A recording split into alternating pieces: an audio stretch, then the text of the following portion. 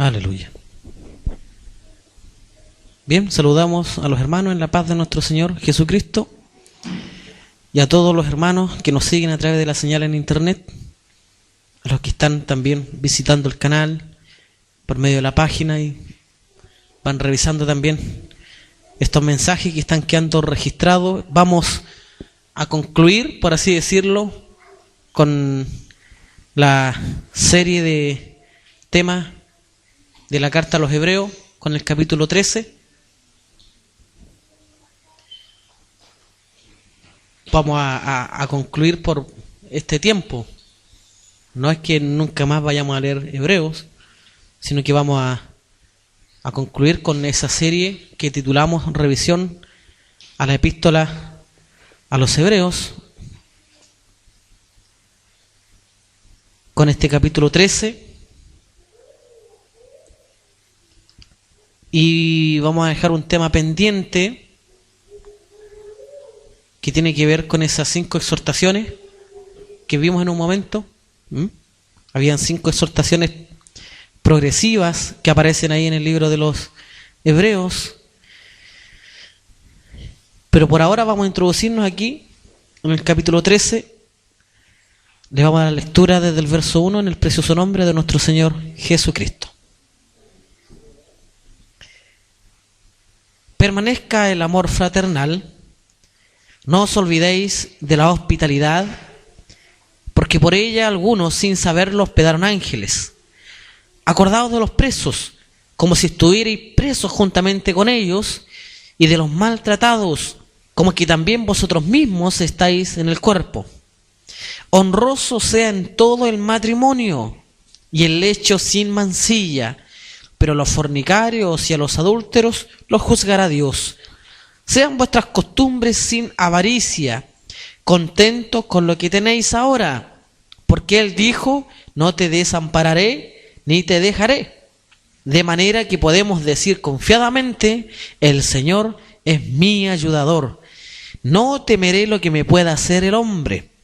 Acordaos de vuestros pastores que os hablaron la palabra de Dios. Considerad cuál haya sido el resultado de su conducta e imitad su fe.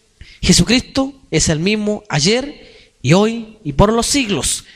No os dejéis llevar de doctrinas diversas y extrañas, porque buena cosa es afirmar el corazón con la gracia, no con viandas que nunca aprovecharon a los que se han ocupado de ellas. Tenemos un altar del cual no tienen derecho de comer los que sirven al tabernáculo, porque los cuerpos de aquellos animales cuya sangre a causa del pecado es introducida en el santuario por el sumo sacerdote, son quemados fuera del campamento. Por lo cual también Jesús, para santificar al pueblo mediante su propia sangre, padeció fuera de la puerta. Salgamos pues a él fuera del campamento, llevando su vituperio, porque no tenemos aquí ciudad permanente, sino que buscamos la porvenir. Así que ofrezcamos siempre a Dios, por medio de Él, sacrificio de alabanza, es decir, fruto de labios que confiesan su nombre. Y de hacer bien y de la ayuda mutua no os olvidéis, porque de tales sacrificios se agrada Dios. Obedeced a vuestros pastores y sujetaos a ellos, porque ellos velan por vuestras almas, como quienes han de dar cuenta, para que lo hagan con alegría y no quejándose, porque esto no os es provechoso. Orad por nosotros, pues confiamos en que tenemos buena conciencia, deseando conducirnos bien en todo. Y más os ruego que lo hagáis así, para que yo sea restituido más pronto. Y el Dios de paz, que resucitó de los muertos a nuestro Señor Jesucristo, el gran pastor de las ovejas, por la sangre del pacto eterno, os haga aptos en toda obra buena, para que hagáis su voluntad, haciendo Él en vosotros lo que es agradable delante de Él por Jesucristo, al cual sea la gloria por los siglos de los siglos. Amén. Os ruego, hermanos, que soportéis la palabra de exhortación, pues os he escrito brevemente. Sabéis que está en libertad nuestro hermano Timoteo, con el cual Si viniere pronto, iré a veros. Saludad a todos vuestros pastores y a todos los santos. Los de Italia os saludan. La gracia sea con todos vosotros. Amén. Palabra del Señor. Bueno, ya estamos en el capítulo 13 del libro de Hebreos y fue una introducción muy enriquecedora. Hasta ahora están todos los mensajes allí, tienen que ir a repasarlo, tomarlo, seguir instruyéndose, y para eso lo hicimos. Para eso el Espíritu nos provocó el poder introducirnos en esta epístola a los Hebreos. Y lo que el capítulo 13 va a remarcar es precisamente lo que compartimos también en Penco, cuando estuvimos con los hermanos en la casa de la familia del hermano Marco. Qué buena cosa es afirmar el corazón con la gracia. No con viandas que en realidad nunca aprovecharon a nadie. Nunca tuvieron provecho las viandas. Y en realidad, en algún momento también el mismo apóstol Pablo va a decir que tanto los vientres son para las viandas como las viandas son para el vientre. Y sería bueno meditar en qué es aquello de las viandas. El apóstol Pablo en algún momento le dijo a los hermanos de Corintios que no los podía llamar espirituales, porque tenía que llamarlos carnales, eran carnales. Y eran carnales porque caminaban como niños. Y la epístola a los Hebreos nos enseñó el Espíritu que el ser un niño es ser un carnal. El niño tiene intereses propios, el niño vela por sí mismo, el niño es egoísta, el niño no tiene la tendencia a compartir, sino a lo suyo propio. Todo es de él, todo tiene que ver con él. El dinero que tiene en el bolsillo el papá es de él, y todo va a tener que ver con el niño. Caprichoso es el niño también.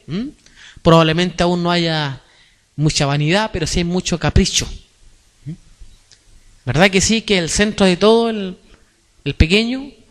Entonces el apóstol Pablo le dice a los hermanos de Corintio que ustedes son niños porque son hombres. Y el ser hombre tiene que ver netamente con la carnalidad. Y él dice, porque en vez de darle a comer vianda, les di leche.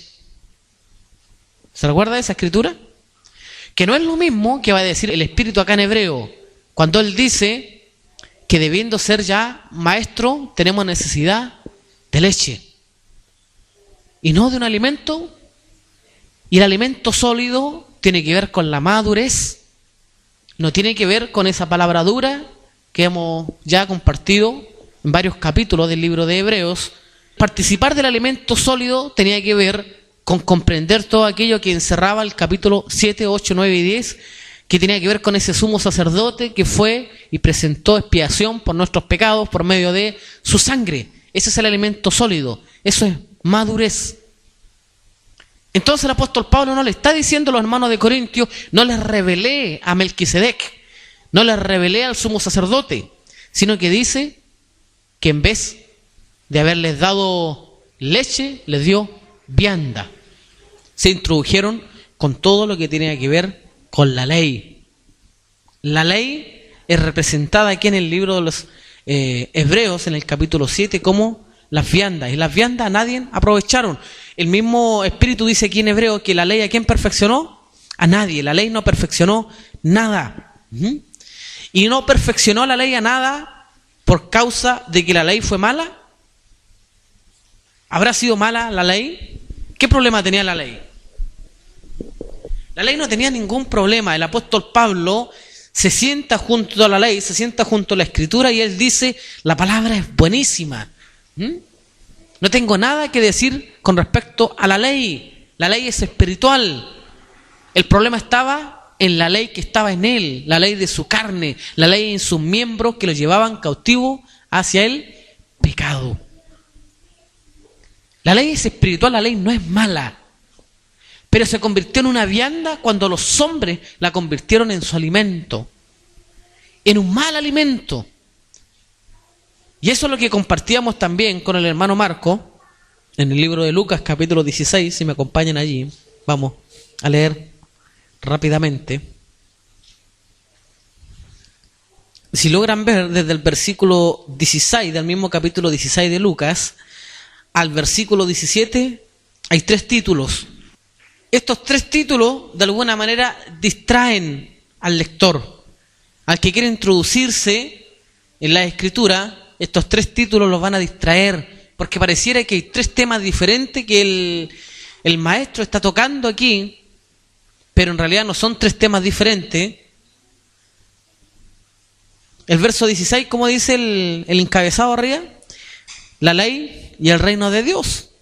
Más abajo va a decir, Jesús enseña sobre el divorcio.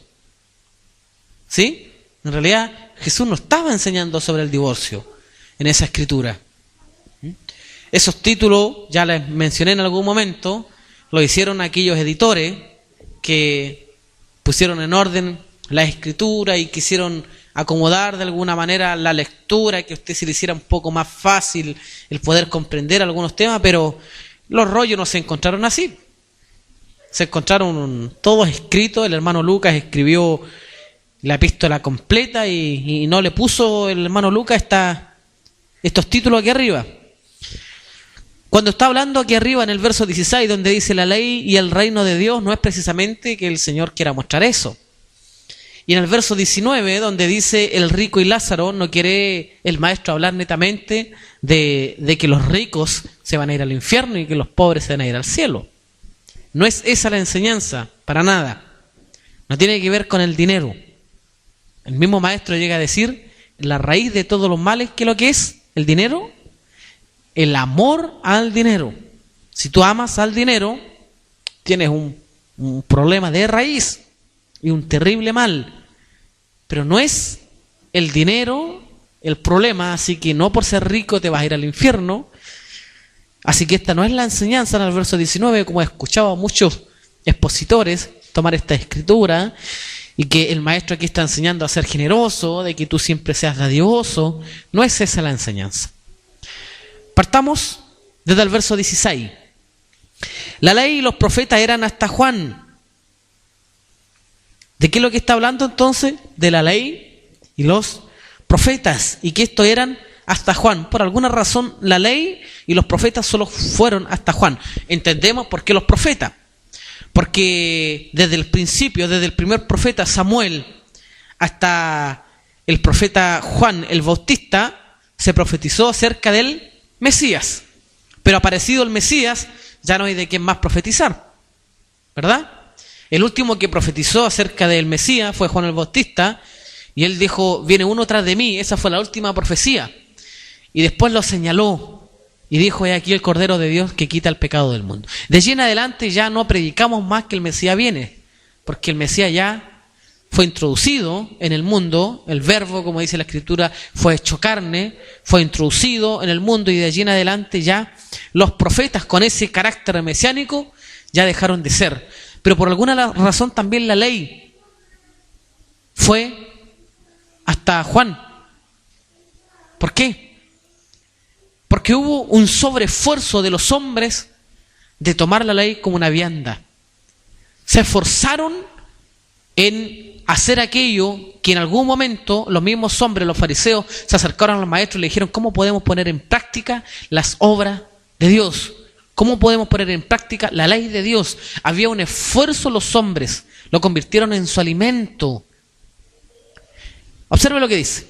La ley y los profetas eran hasta Juan. Desde entonces el reino de Dios es anunciado. Porque el maestro vino y estableció, él dijo, venga tu reino, ¿cierto? Y después él mismo declara, dice, y el reino de Dios está entre vosotros. Entonces él era el reino, Jesucristo es el reino. Él es el reino de Dios. Y desde allí anunciamos a Cristo. ¿Qué hacemos ahora? Anunciamos el nombre de Jesucristo. Desde entonces el nombre de Cristo es anunciado. El reino de Dios es anunciado. Y todos, dice, se esfuerzan. Y allí está esa ley que comienza a ser tomada como una vianda por entrar en él. Pero más fácil es que pasen el cielo y la tierra que se frustre una tilde de la ley. Porque los hombres, al querer esforzarse en cumplir la ley, alguna de ellas lo iba a alcanzar. Ni por más que procuraran ellos tener las mejores intenciones de poder cumplir la ley, La ley no podía frustrar ni siquiera una tilde. Eso quiere decir que todo aquel que quiera caminar en pos de la ley, seguir la ley, vivirá por ella. Todo aquel que sirva la ley tendrá que vivir por ella. ¿Lo entiende eso? El hombre se vuelve un esclavo de la ley. Se vuelve un servidor. Se vuelve un lacayo de la ley. Porque la ley termina enseñoreándose del hombre.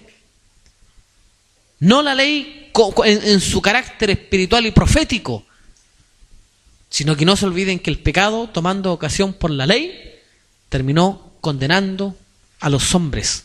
Porque yo no sabía que era malo, dijo el apóstol Pablo, hasta que me metí a revisar la ley y me dijeron que robar era malo. Y él robaba, o él mentía, o él era injusto, él no amaba a su prójimo. ¿Lo ve? Y allí se dio cuenta que el pecado tomó ocasión por la ley para acusarlo a él. Y él se esforzaba por poder cumplir la ley, pero la ley no podía frustrar ni siquiera una tilde. Entonces él, enseñando de que la ley no puede ser quebrantada, el maestro en el verso 18 dice: todo aquel que repudia a su mujer y se casa con otra, adultera. ¿Qué mandamiento está considerando aquí el maestro? No adulterarás.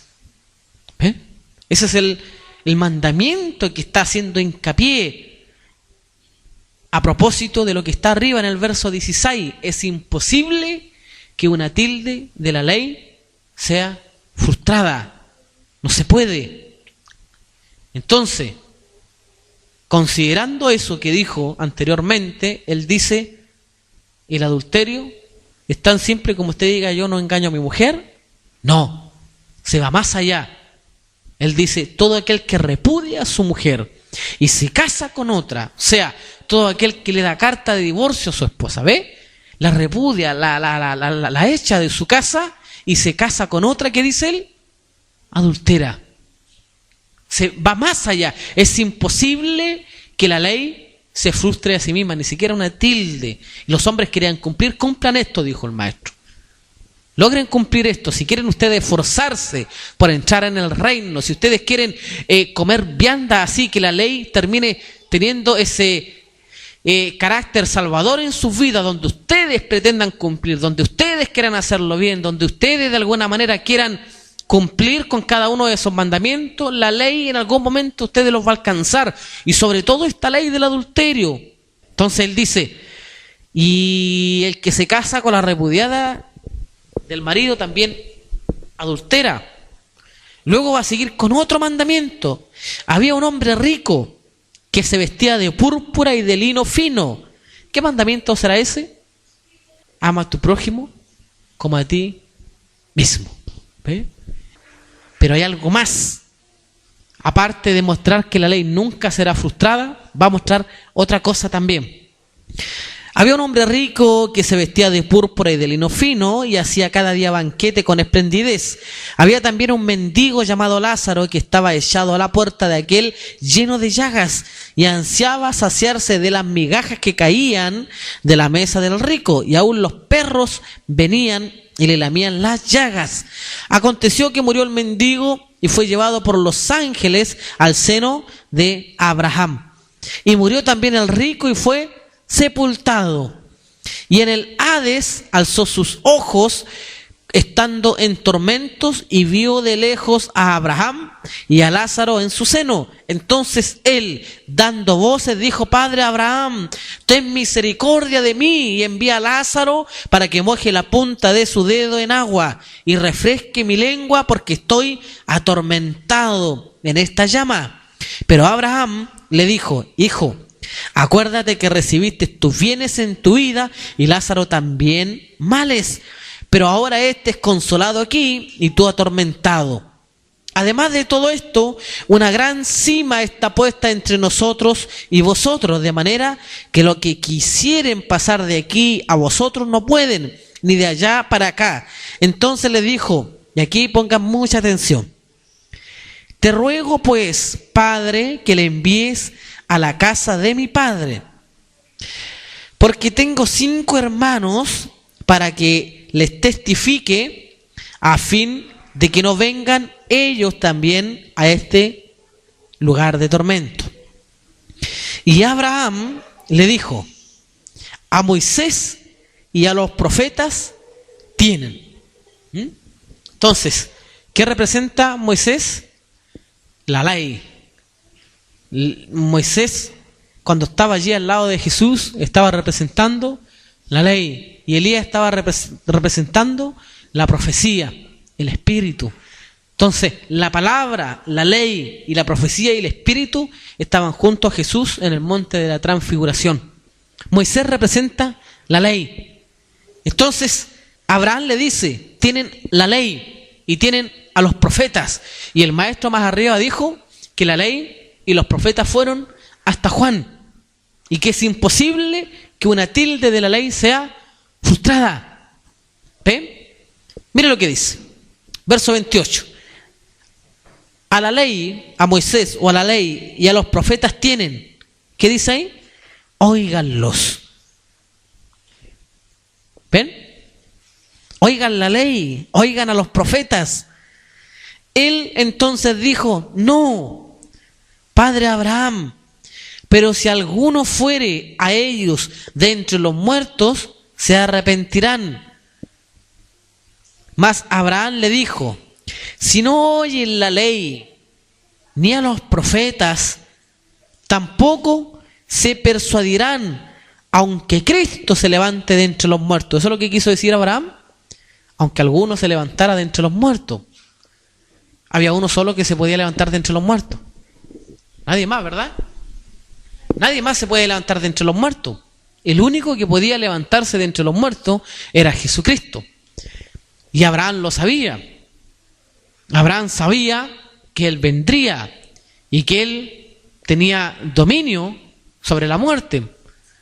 Porque Abraham se gozó de ver mi día, dijo el maestro, y lo vio. Se gozó de que habría de ver mi día y lo vio. Así que Abraham sabía lo que Jesucristo iba a hacer. Abraham estaba esperando su simiente, él sabía que iba a venir y lo iba a rescatar a todos de ahí. Abraham también sabía que para poder llegar allí al lugar de tormento, Jesucristo tenía que morir. Y él tenía el poder de levantarse de entre los muertos. Entonces Abraham le dice: si no pueden oír la ley, ni pueden oír la profecía, menos van a poder oír a Cristo.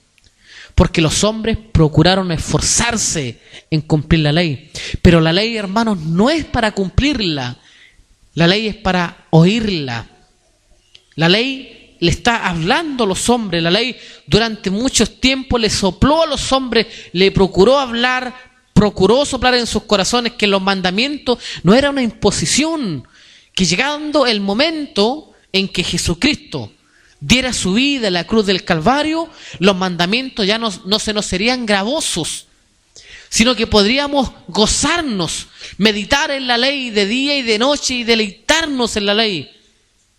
Porque la ley sería ahora una profecía en nuestras vidas. La ley es un espíritu, la ley es profética. La ley está profetizando sobre la vida de un hombre que se está convirtiendo a Cristo. Un hombre que viene recién acercándose a Cristo. La ley le sopla a ese hombre y le dice: no matarás. A veces los hombres le creen más a los gitanos, que le agarran las manos y le dicen: vas a tener una tremenda casa, vas a tener las cosas más bellas. Y no le creen a la ley cuando la ley está profetizando y dice: no matarás, no adulterarás, no robarás, no dirás falsos testimonios.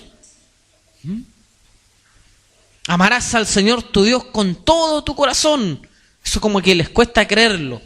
Pero las otras cosas sí. Cuando les profetiza a alguien un auto, ¿se ha dado cuenta de eso? Abrazan la profecía. Hermano, se viene un auto, se viene una camioneta, se viene, no sé, cualquier cosa material importante y a lo mejor necesario. Pero se abrazan esas profecías. Pero cuando la profecía está soplando sobre el corazón de los que han creído en Cristo, y esa profecía dice: honrarás a tu padre y a tu madre. Ahí no nos abrazamos mucho esa profecía, como que no honramos mucho ni al papá ni a la mamá. Al contrario, nos sentimos mayores que ellos. ¿Pasa eso? Hay que abrazarse la profecía, porque la profecía está soplando, la profecía está diciendo cosas sobre nosotros. Por eso es que buena cosa es afirmar el corazón en la gracia, y no en viandas que nunca aprovecharon a nadie. La ley eso buscaba en el corazón de los hombres, profetizar acerca del nuevo hombre que seríamos nosotros una vez que conociéramos a nuestro Señor Jesucristo. Romanos capítulo 10. A ver, vamos allí rápidamente. Conforten el corazón, hermanos, con la buena palabra. Romanos capítulo 10, el verso 4 dice: porque el fin de la ley es Cristo. ¿Ve? ¿Murió la ley entonces? La ley no ha muerto. Él es el fin de la ley. Porque Él cumplió toda la ley. Pero la ley no ha muerto. La ley sigue estando aún con nosotros. No como un mandamiento impositivo, sino como un espíritu profético sobre nosotros. Porque el fin de la ley es Cristo para justicia a todo aquel que cree. Porque de la justicia que es por la ley, Moisés escribe así: el hombre que haga estas cosas vivirá por ellas. Entonces, Moisés escribe que todo aquel que haga estas cosas, se alimente de esta vianda impositiva, vivirá por esta ley. Pero nosotros debemos reconocer, entender, llegar a este entendimiento de que el fin de la ley es Cristo. O sea, podemos llegar a la totalidad de la ley nosotros por medio de nuestro Señor Jesucristo. Porque Él es la ley. Jesucristo es la ley, Él mismo es la ley. Volvamos a Hebreos, a ver. Capítulo 13. El verso 9 dice: no dejéis llevar de doctrinas diversas y extrañas, porque buena cosa es afirmar el corazón con la gracia, no con viandas que nunca aprovecharon a los que se han ocupado de ellas. Porque ahora tenemos un altar, del cual no tienen derecho de comer los que sirven al tabernáculo. Bueno, ustedes ya saben aquello, ya lo hemos compartido en parte en los capítulos anteriores, de que nuestro Señor Jesucristo, tomando todas aquellas cosas que eran figura, no vino a habitar en ese tabernáculo hecho por mano de hombre. Él podía, nuestro Señor Jesucristo, haber introducido su presencia en ese lugar santísimo, pero no lo hizo. Eso todo hablaba de Él, ¿o no? Ya lo vimos en capítulos anteriores. El tabernáculo habla de Cristo, todo habla de Cristo. Y a pesar de que todo hablaba de Cristo, Él no vino a tomar aquellas cosas para hacer morada allí. Él era el verdadero templo, así que no necesitaba meterse en un templo hecho por mano de hombre. ¿O no era Él el verdadero templo? ¿Se acuerdan de los 10 leprosos que fueron sanados? Entonces, ¿cuántos volvieron de los 10? 1. Y los otros 9, ¿a dónde fueron?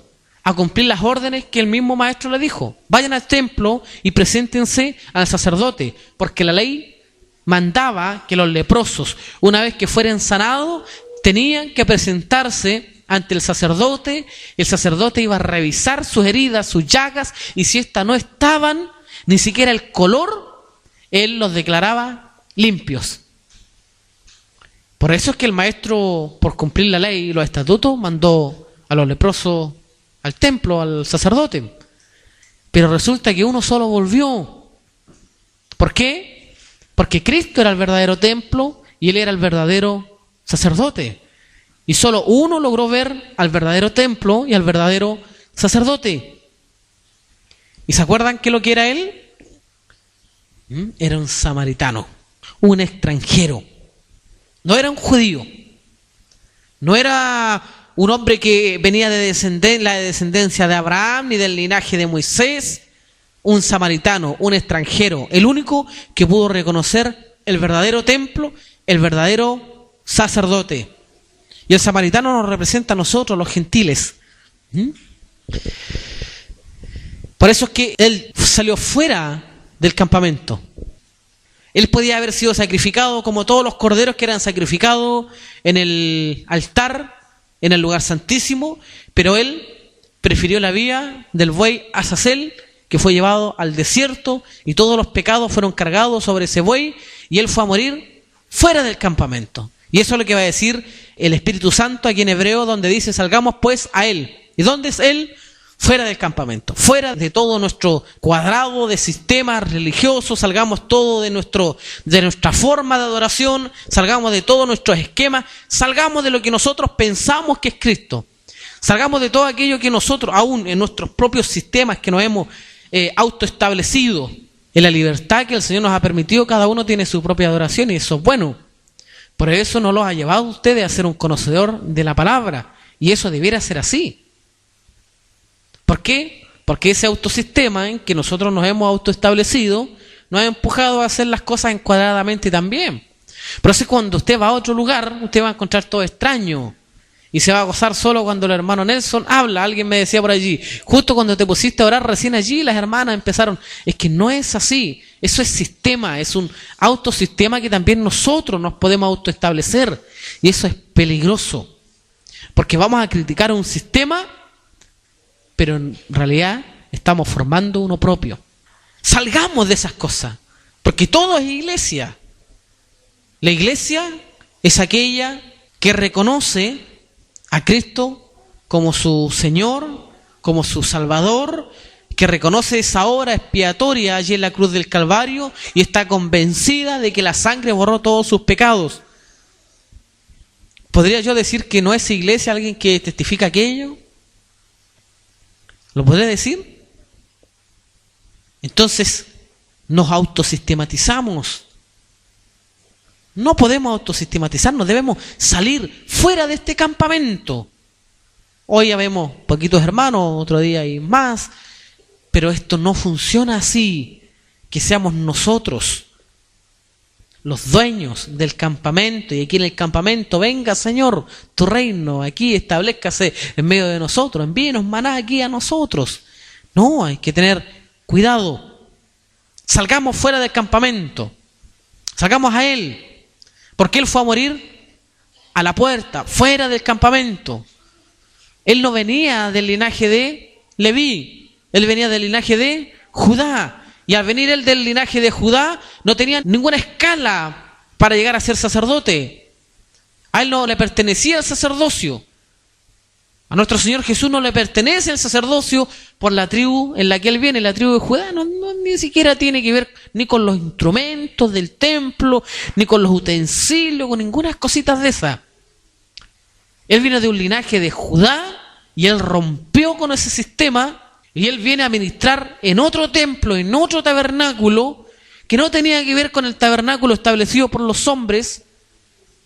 Así que no podemos nosotros autosistematizarnos. Salgamos pues a él fuera del campamento, llevando su vituperio, porque no tenemos aquí ciudad permanente, sino que buscamos la porvenir. Así que ofrezcamos siempre a Dios por medio de él sacrificio de alabanza, es decir, fruto de labios que confiesan su nombre. Todo aquel que confiesa su nombre, bien va a decir la Escritura que nadie puede llamar al Señor Señor si no es por medio del Espíritu. Si no es el Espíritu que le está morando en el corazón de un hombre y de una mujer, es imposible que éste confiese el nombre de nuestro Señor Jesucristo. Por eso es que nosotros vamos y vamos a decirlo en espíritu: confiesa que Jesucristo ha venido en carne. No tiene que ver con vociferar el nombre, con confesar. Es la confesión. Cuando yo confeso en mi vida, confiesa quién eres. Entonces yo confieso el nombre de Jesucristo en mi vida. Los demonios de alguna manera también pueden tener ese ejercicio de reconocer, sí, Jesucristo existe.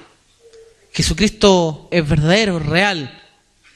Pero ¿sabe lo que no puede confesar un espíritu inmundo? Que Jesucristo vino en carne, porque fue carne lo que lo derrotó. El espíritu inmundo no puede confesar de que Jesucristo vino en carne porque ellos saben que su líder derrotó la carne en Adán. Entonces, de allí en adelante, la muerte también entró en el mundo. Y la muerte dominó el mundo. Pero cuando vino el destructor de la muerte, vino en carne. Eso fue una sorpresa para Satanás. Porque podría haber venido como un poderoso gigante a destruir, una mano tremenda, a aplastar a Satanás. Pero no, carne. Un hombre común y corriente como nosotros. Por eso es que no pueden ellos confesar que Jesucristo ha venido en carne. Porque eso es vergonzoso para ellos. No pueden declararlo. Pero nosotros sí podemos confesar y debemos tener ese fruto de labios. Y cuando usted escuche a un hermano que confiese así con esa sinceridad, a veces hay hermanos que confiesan que tienen a Cristo en su vida, pero uno sabe que no es así. Muchos se acercan así, mostrando que de alguna manera son portadores de Cristo y mostrando un depósito que no tienen. Tengamos paciencia también con ellos, así como el Maestro tuvo paciencia con nosotros. Tremenda paciencia que Él tuvo con nosotros. Un amor incondicional, un amor tremendo. No nos olvidemos, hermanos, de la hospitalidad. Permanezca en nosotros el amor fraternal para con todos. No os olvidéis de la hospitalidad, porque por ella algunos sin saberlo hospedaron ángeles. Acuérdense de los presos como si estuvieran presos juntamente con ellos, y de los maltratados como que también vosotros mismos estáis en el cuerpo. Honroso sea en todo el matrimonio. No tiene que ver solamente con guardarse de ser fiel. No, honroso, denle la honra al matrimonio. Por eso es que le decían delante, con qué facilidad nosotros abrimos puertas a las tinieblas para que vengan y provoquen cosas en el matrimonio. Después lo único que vemos es esposas quejándose de que no hay gas, se les acabó su despensa, su alimento. ¿Por qué? Porque abrieron puertas. Honroso sea en todo el matrimonio. Porque esto no tiene que ver con faltar al respeto o con de pronto ignorar al esposo o a la esposa, porque eso también sería algo demasiado individualista, demasiado personal. Esto tiene que ver con el matrimonio, tiene que ver con esa unidad. De pronto se preguntan, ¿por qué me pasa esto? ¿Por qué me pasa esto otro dentro del matrimonio? ¿Es por qué? Porque abrieron puertas a cosas que no tenían que abrir. Honroso sean todo el matrimonio y el lecho sin mancilla, pero los fornicarios y los adúlteros los juzgará el Señor, Dios. Sean vuestras costumbres sin avaricias, contento con lo que tenéis ahora, porque Él dijo, no te desampararé ni te dejaré. De manera que podemos decir confiadamente, el Señor es mi ayudador, no temeré lo que me pueda hacer el hombre. Así que, hermanos, caminemos así confiadamente, sabiendo que Él es nuestro ayudador, que no podemos temer lo que nos pueda hacer el hombre. Una de las cosas que me ministró el Espíritu cuando llegué a mi casa, lo que está en el Salmo 128, en el versículo 1. Bienaventurado todo aquel que teme al Señor, que anda en sus caminos. Hay una bienaventuranza, hay una dicha, una felicidad. Todo aquel que teme al Señor y que anda en sus caminos. Hace poco me enteré de personas que algún día caminaron y que hoy están pero en una condición terrible, deplorable. Siéntanse contentos ustedes con lo que tienen ahora, va a decir el mismo Espíritu aquí. Lo que ustedes tienen ahora no tiene que ver con lo material. Lo que ustedes tienen ahora es el Espíritu Santo que les habita, el que Dios les permita caminar en su camino. Eso es una dicha, una felicidad. Y caminemos así, temerosos, como hombres con temor, como mujeres con temor. de saber que estamos delante del Señor, que el Señor nos habita, nos mora, pero con qué facilidad así no valoramos esta dicha, esta felicidad, cuando no tememos, cuando no consideramos el camino en el que estamos. Seamos temerosos, hermanos, seamos temerosos. Consideren estas palabras, porque al final estas palabras tienen un propósito. Estas palabras tienen como propósito velar por sus almas. No tienen como propósito confrontarlos a ustedes, ni tratarlos mal a ustedes y que alguien en algún momento llegue a decir, lo dijiste por mí o lo dijiste por otro hermano. No. Tiene que ver con que caminemos con temor. De que el Señor nos habita. Él vino a usar un tabernáculo que no tenía ningún valor. Ustedes como templo, yo como templo, ¿qué valor teníamos? Ninguno. Caminemos con temor, estamos en sus caminos.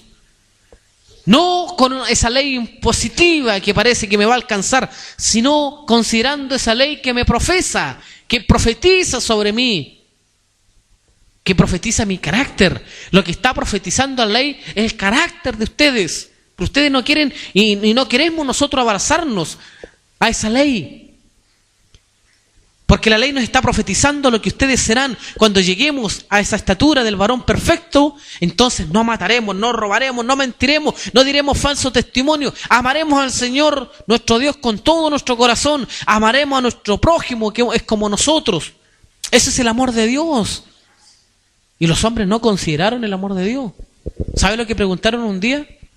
¿En qué nos amaste? Así le preguntaron al Señor. Los mismos judíos. Hombres que conocieron y que vieron los milagros de Dios, le preguntaron a Dios, ¿en qué nos amaste tú? Y a veces, cuando somos poco temerosos, pareciera que estuviéramos haciendo esas preguntas nosotros también. Cuando somos poco temerosos, cuando no consideramos el camino donde estamos, como se le dijo a Moisés, oye Moisés, quítate el calzado de tus pies, el lugar donde tú estás es santo. Y a Josué, ¿no se le dijo lo mismo también? Josué, quítate el calzado de tus pies, el lugar donde tú estás es santo. ¿Y qué se nos ha dicho a nosotros? Que estamos caminando por un camino de santidad y que no pasaréis mundo por él. Y a veces no consideramos nosotros ese camino y hacemos lo mismo que hizo ese pueblo rebelde. ¿Y en qué nos amaste tú, Señor? ¿Quieren ver esa escritura? Vamos a Malaquías, a ver.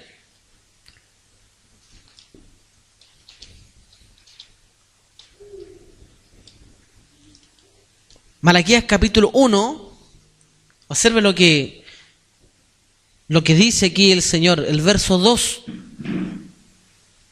Malaquías capítulo 1, versículo 2. Yo os he amado, dice el Señor. Y dijisteis, ¿en qué nos amaste? Miren la pregunta que hacen los hijos. ¿En qué nos amaste?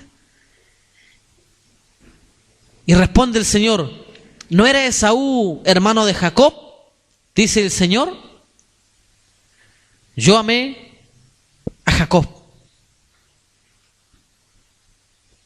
Un pueblo preguntando, ¿en qué nos amaste? ¿Vieron las obras? ¿Vieron la columna de fuego? ¿Vieron la nube? ¿Vieron los milagros? ¿Vieron cómo se abrió el Mar Rojo? ¿Vieron cómo cruzaron el Jordán? ¿Vieron el maná? ¿Vieron la sustentación? ¿Vieron cómo Dios los protegió? ¿Cómo los guardó? ¿Cómo los metió allí en Canaán? ¿Cómo allí en Hebrón los metió a disfrutar esa leche, esa miel?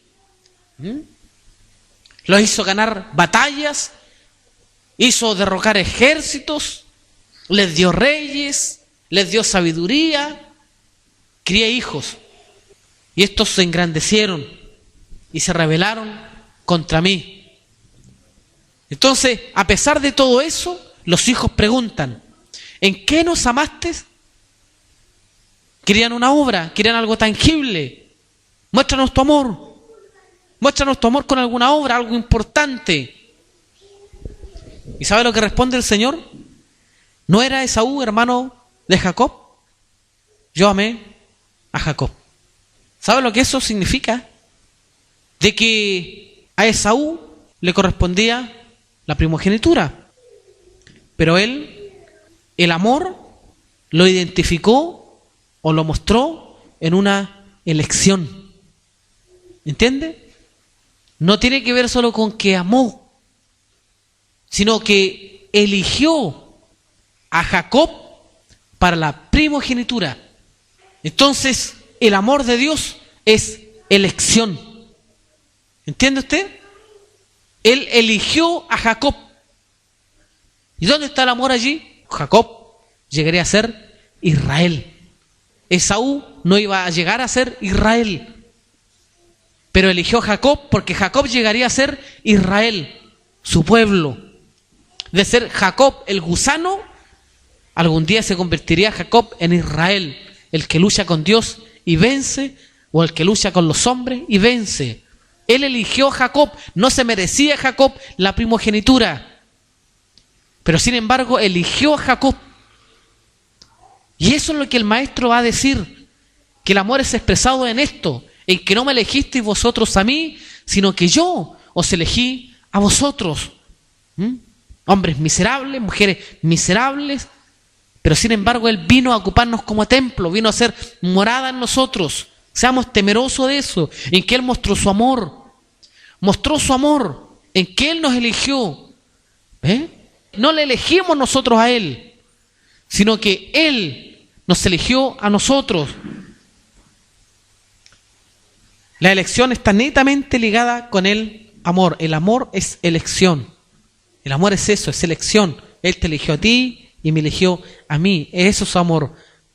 Y a veces nosotros con esas actitudes preguntamos, como que le preguntamos a Dios, ¿en qué nos has amado? Entonces Él dice, oye, yo te elegí a ti, para que estuvieses en mis caminos. ¿Qué dice Primera de Juan, capítulo 4?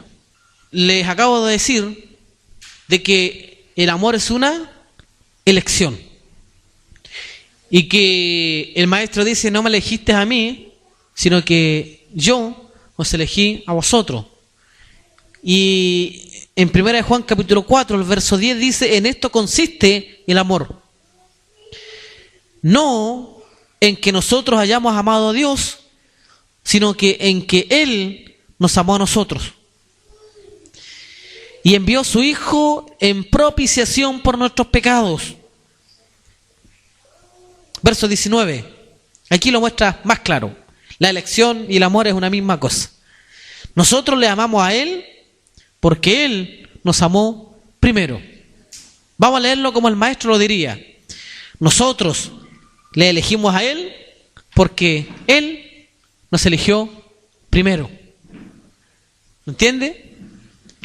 Entonces, qué poco temor tenemos de pronto cuando no consideramos esa obra, cuando no consideramos ese amor de Dios, cuando no consideramos esa elección de Dios de tomarnos a nosotros. De pronto no consideramos esto de que ¿usted cree que no le faltaban pretendientes a Cristo? ¿Usted alguna vez no ha meditado en eso? ¿No ha meditado en que para que haya una elección tienen que haber otros postulantes? ¿Ha meditado en eso alguna vez? Que para poder elegir una mujer para casarme tienen que haber otros partidos también para poder elegir. ¿O no? ¿Y usted cree que a Cristo le faltaban pretendientes? Entonces, considere eso, de que Dios le eligió a usted. Dios me eligió a mí, habiendo mejores cosas, habiendo mejores otras personas, y Él me eligió a mí. Eso es la elección. Eso es elección. Mediante la presencia, mediante el conocimiento anticipado de Dios, de conocer todas las cosas. Él lo eligió a usted, me eligió a mí. Ese es su amor expresado, del cual nosotros somos poco temerosos. Por favor, guarden temor. Sean celosos, seamos celosos. Si estamos caminando en este camino, seamos celosos, guardemos mucho temor, mucha reverencia. ¿No se lo merece Él? Se lo merece Él. Entonces, ¿podemos nosotros declarar así? ¿Nosotros le amamos porque Él nos amó primero?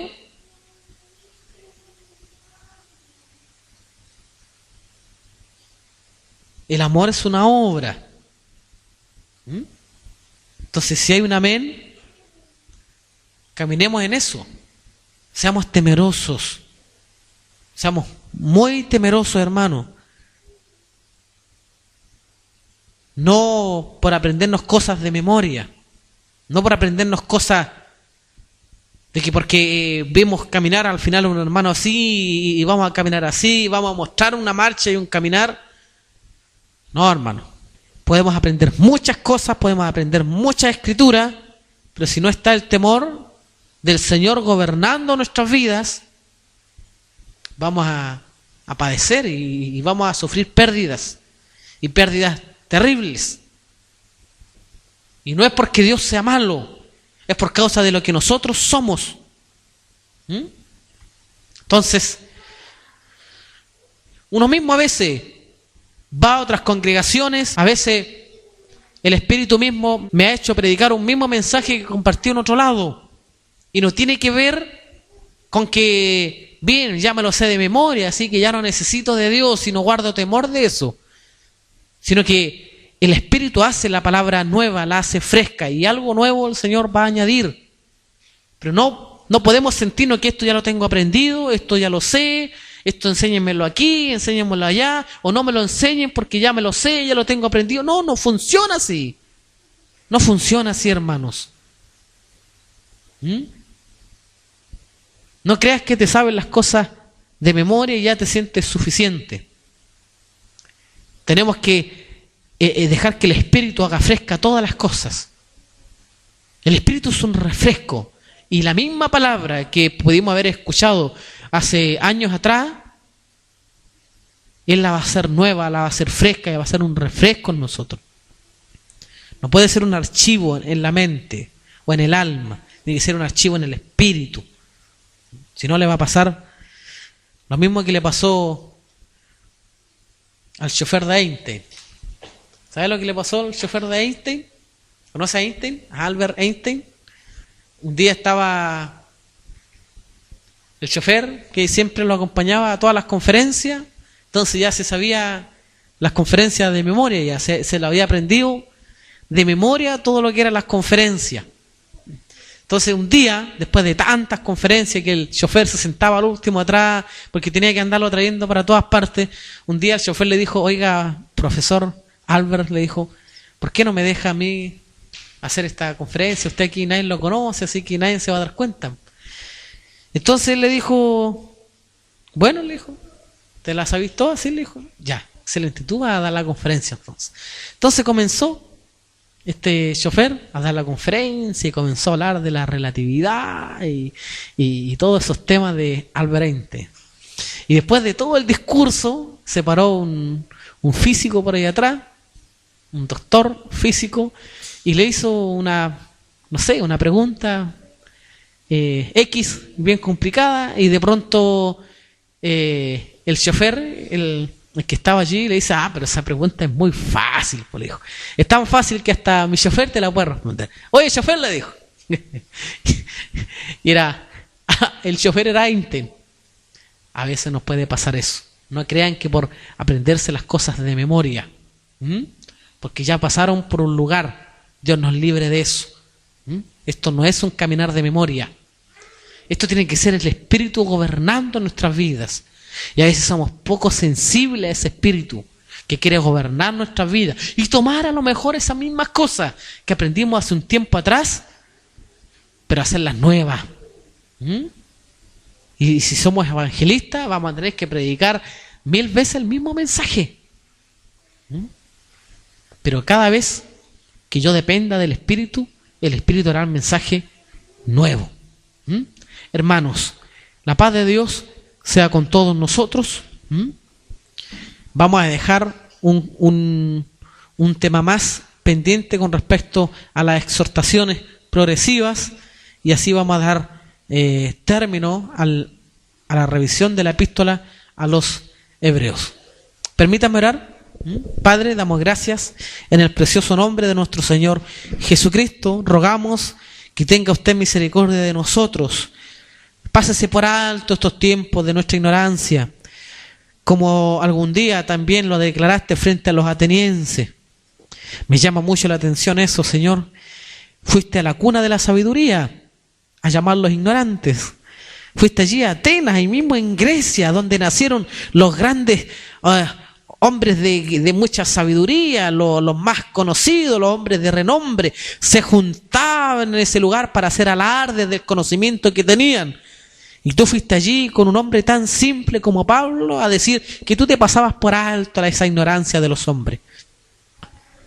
Tú, Señor, te metes en esas partes donde el hombre tiene tanto orgullo, donde el hombre se descacta de aquello que son, te metes tú en eso y lo derribas con una sola palabra.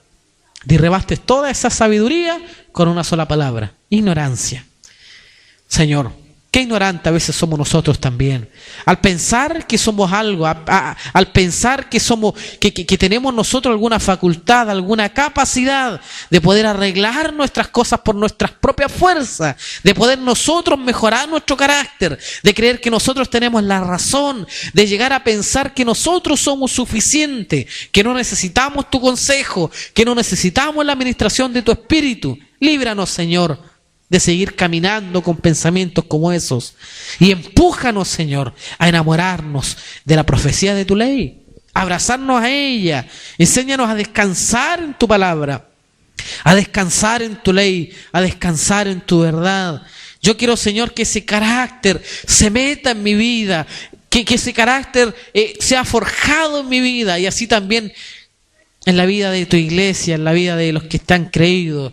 Padre eterno, ayúdanos a no caminar echando mano a viandas, sino a afirmar el corazón en la gracia, a oír tu ley, a oír tu voz, a oír tu palabra. Enséñanos, Señor, a ser sinceros, no menospreciadores de lo que tú nos has dado. Perdónanos, Señor, por esas veces que hemos menospreciado tu sangre derramada en la cruz del Calvario, cada vez que hemos quebrantado esa preciosa paz que el Espíritu Santo vino a darnos, y tal como tú mismo declararas: mi paz os dejo y mi paz os doy. Mi paz no es como el mundo la da.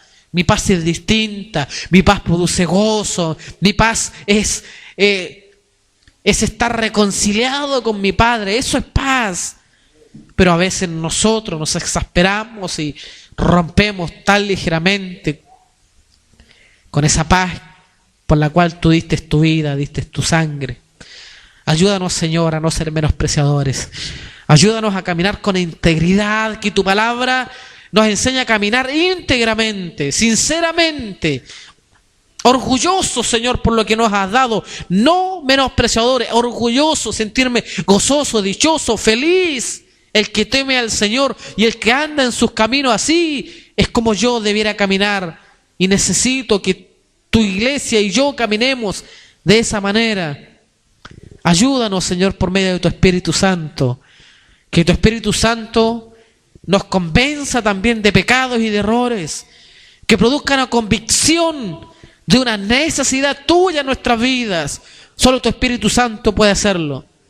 La fuerza de tu palabra y de tu Espíritu podrán convencernos de lo que somos y llevarnos a pedir perdón las veces que sean necesarias, no las veces que yo quiera, las veces que sean necesarias, las veces que tu Espíritu me constreña, me empuja, las veces que el Espíritu me obligue a pedirte perdón. Allí tendré que estar y pedirte perdón todas las veces que sean necesarias, y no entraré a cuestionar si tendré que hacerlo o no. Lo haré porque yo te amo, porque tú me amaste a mí primero. Tú me elegiste a mí y yo no te elegí a ti, sino que tú me elegiste a mí primero, y haré lo que tú dices, Señor. No voy a temer lo que me pueda hacer el hombre. ¿Qué me importa lo que el hombre me diga? Haré lo que tú me dices. Seré un perdonador y tendré que pedir perdón. De otra manera, ¿cómo se cumplirá esa escritura? Perdónanos así como nosotros perdonamos. Si yo no perdono, Señor, ¿qué espero entonces? Ayúdame, Señor. Que el Señor nos ayude, nos bendiga, nos guarde. Señor, prospera el alma que está en cada uno de nosotros. Enriquece nuestro espíritu por tu palabra y tu espíritu. La paz de Dios sea con todos mis hermanos. En el precioso nombre de Jesucristo te lo hemos pedido. Amén. Gloria a Dios. Amén.